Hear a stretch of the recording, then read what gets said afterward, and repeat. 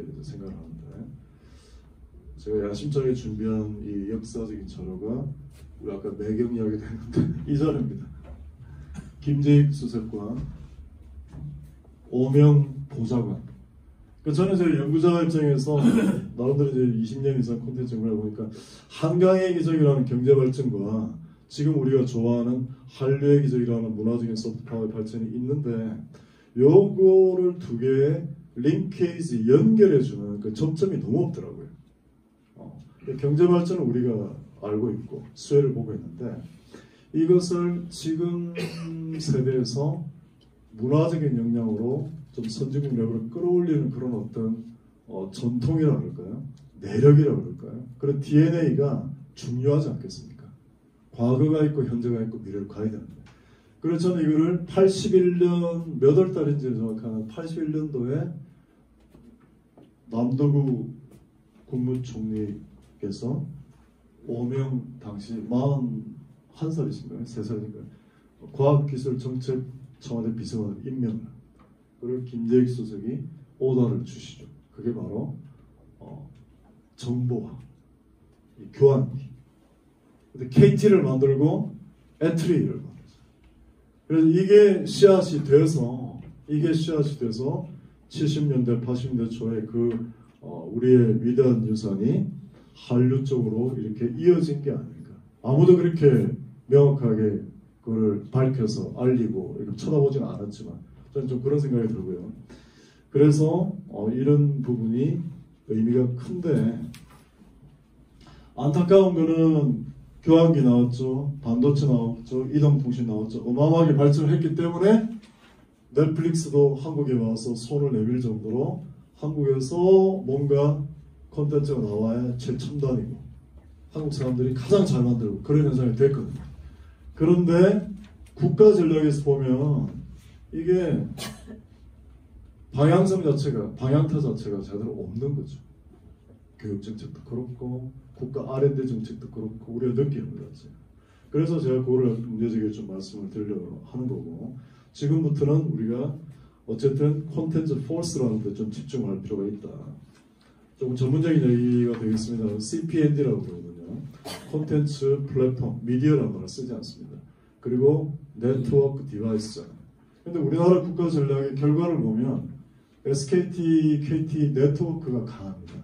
근데 네트워크는 아시는 것처럼 글로벌라이즈 할 수 있는 게 아니잖아요. 이동통신을 미국 가서 허가받아서 우리가 할 수가 없어요.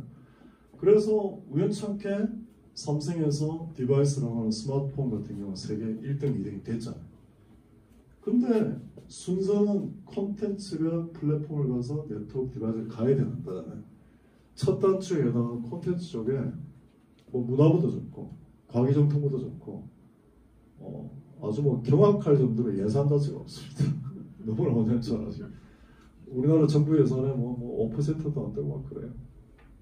그래놓고 뭐 한류 뭐 이런 얘기 너무 떠드니까 그 내용을 아는 사람은 국가 전략도 없이 아까 뭐 연예인들 딴따라들 약간 그 데코레이션처럼 쓰는 거 있죠.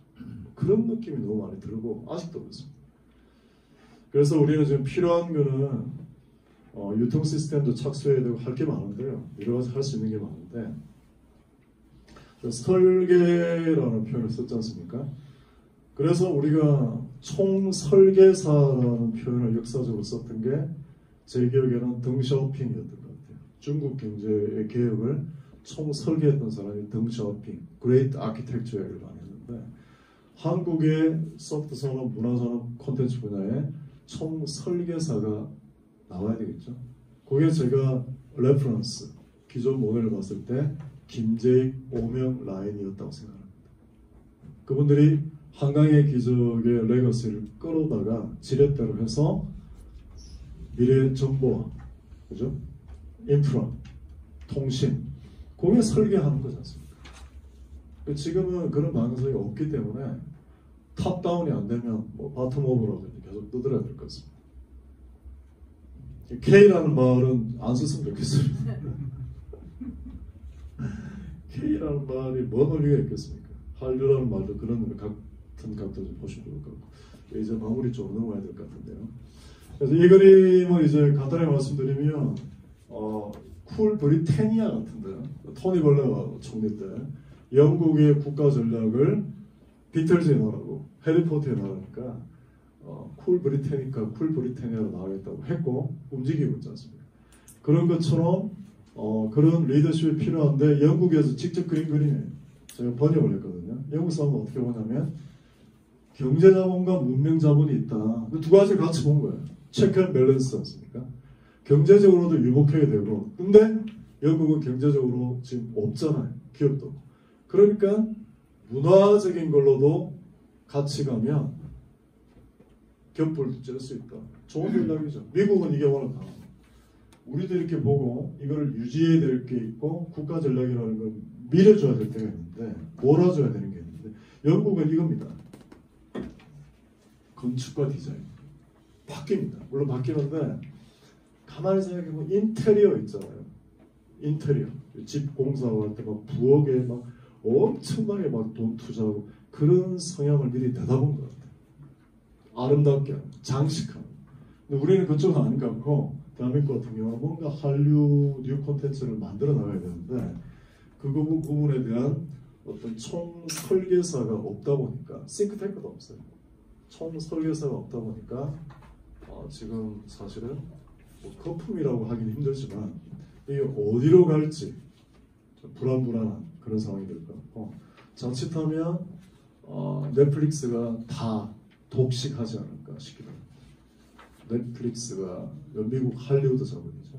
그렇기 때문에 우리한테 그렇게 바람직한 건 아니에요. 저는 연구자 입장에서 구글 있죠. 구글이 제시하는 미래 뉴 콘텐츠의 방향성이 나와 있거든요.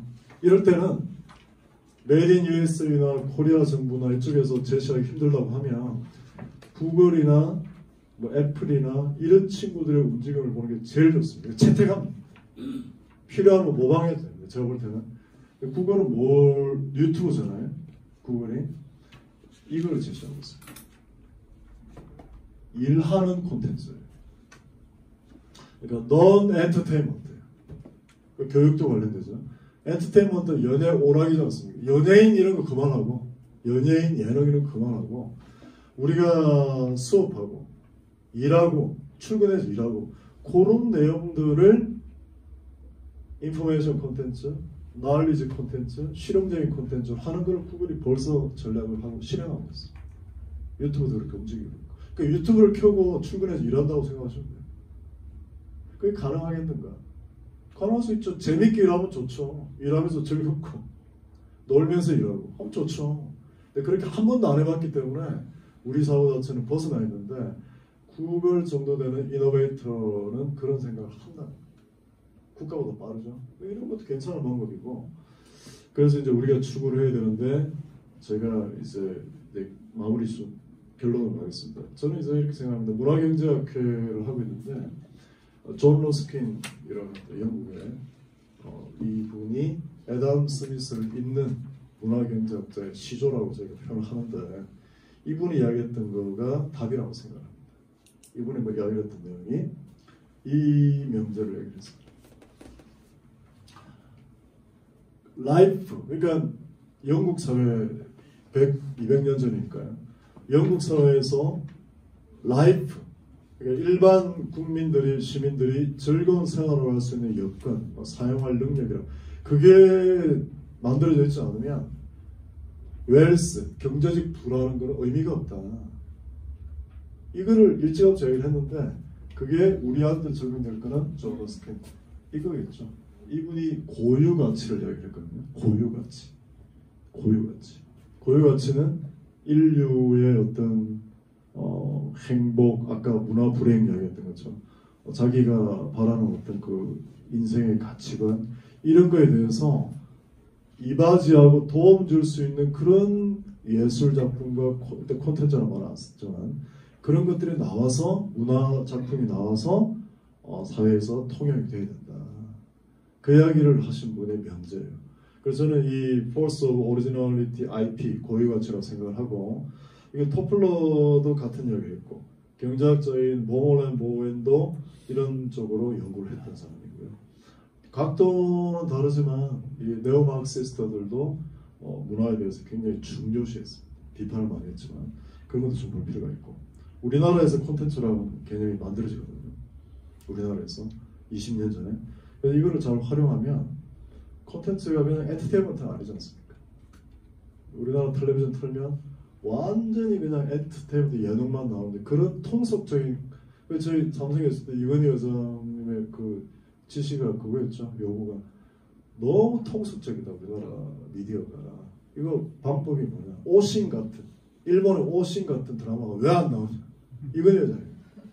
근데 이틀 만에 보고서를 올리라는 거예요. 이틀 만에.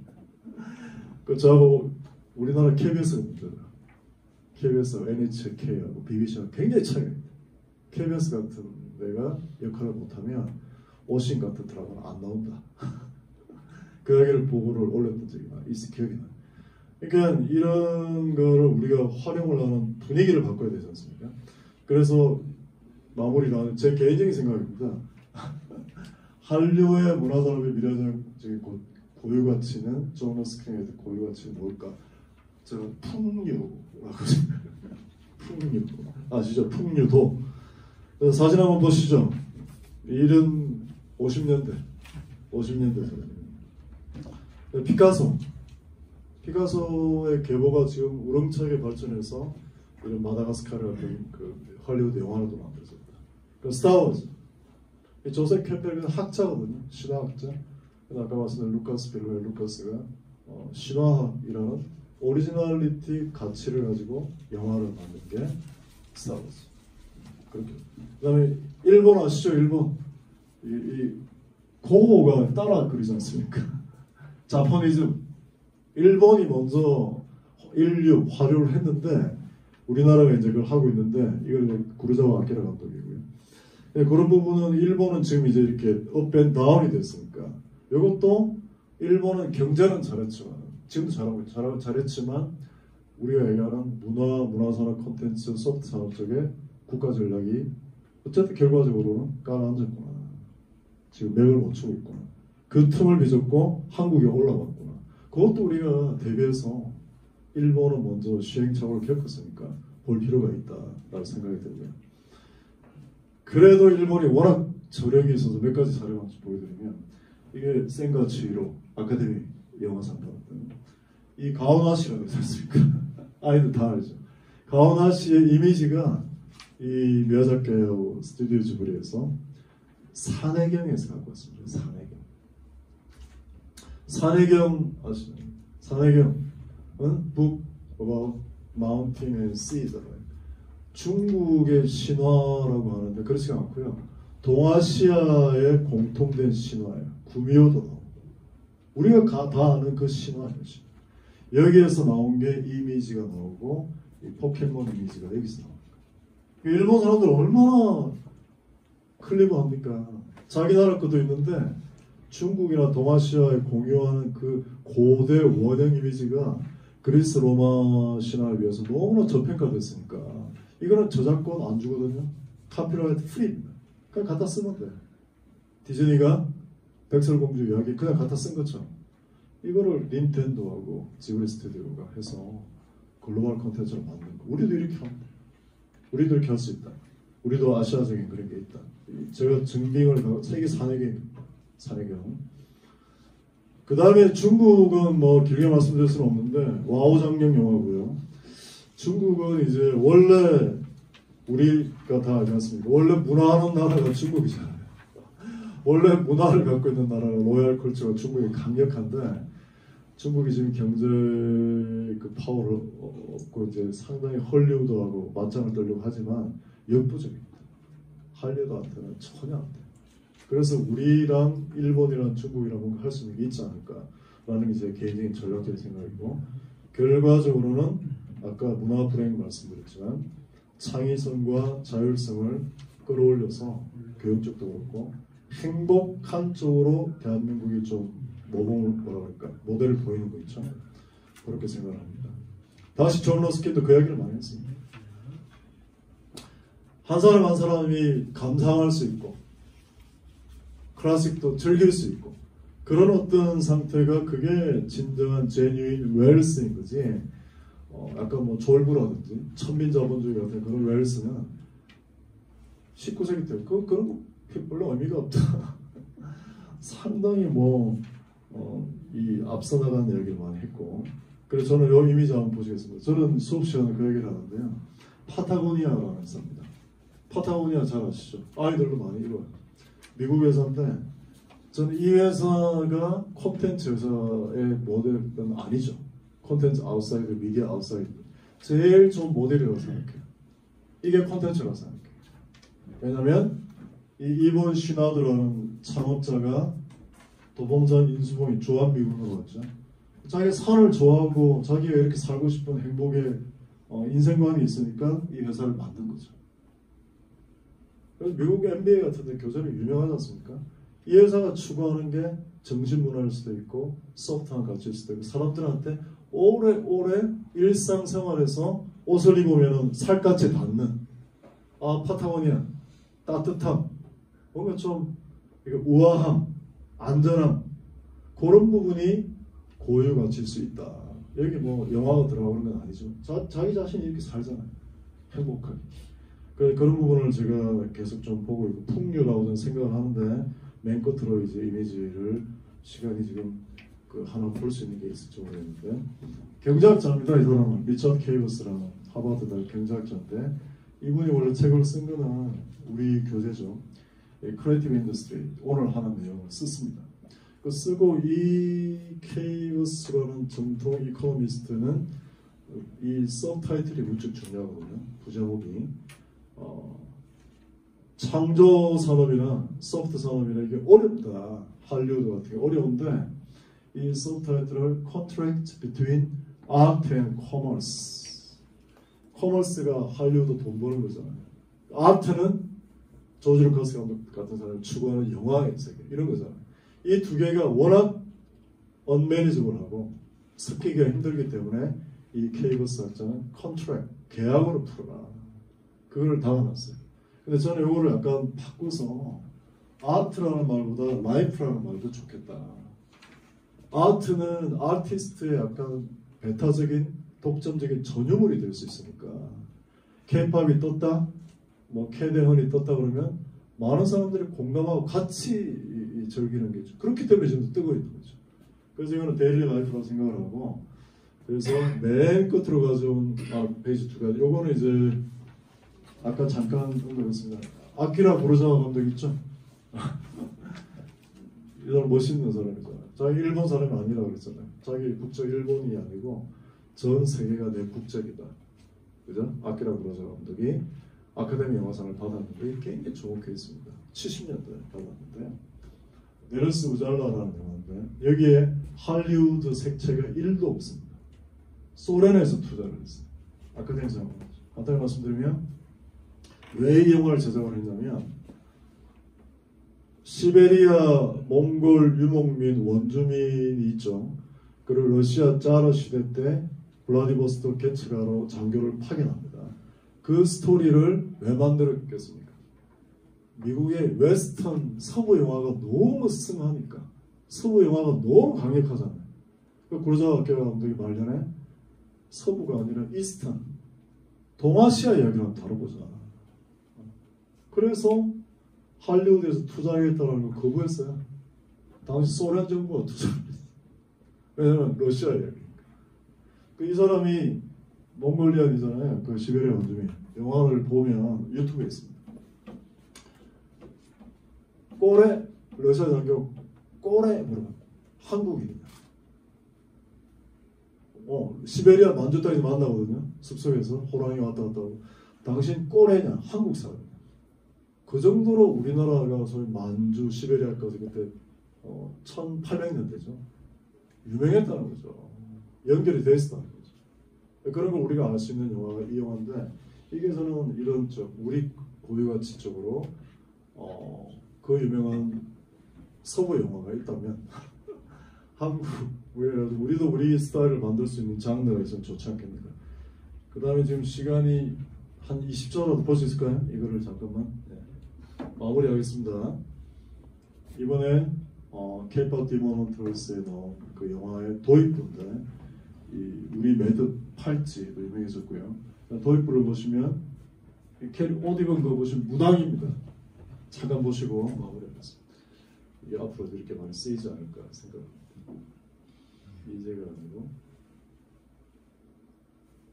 지금 보신 것처럼 이 K-pop 데모는 뜻의 그 감독과 제작진이 어설프게 뭐 서구화된 거, 할리우드 색채 이런 것도 쓰지 않고 애니메이션 제작이 7년 걸립니다.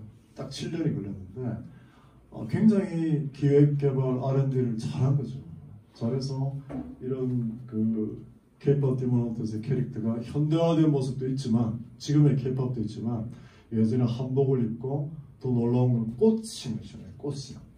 꽃신을 신고 경복궁 같은 기와 지붕을 막 휘저으면서 그 디테일한 걸 보여주고 그랬을 때 아까 제가 잠깐 말씀드렸던 전 세계 순수한 아이들 같은 경우는 something about Korea, 한국에 뭐가 있다, 한국에 뭐가 있는구나 그런 생각을 하게 됐고 거기에서 빠져들면서 이런 상당한 기적과 같은 현상이 나타나지 않나. 지금도 할 과제가 많지 않겠습니까? 그 생각 마치겠습니다. 감사합니다.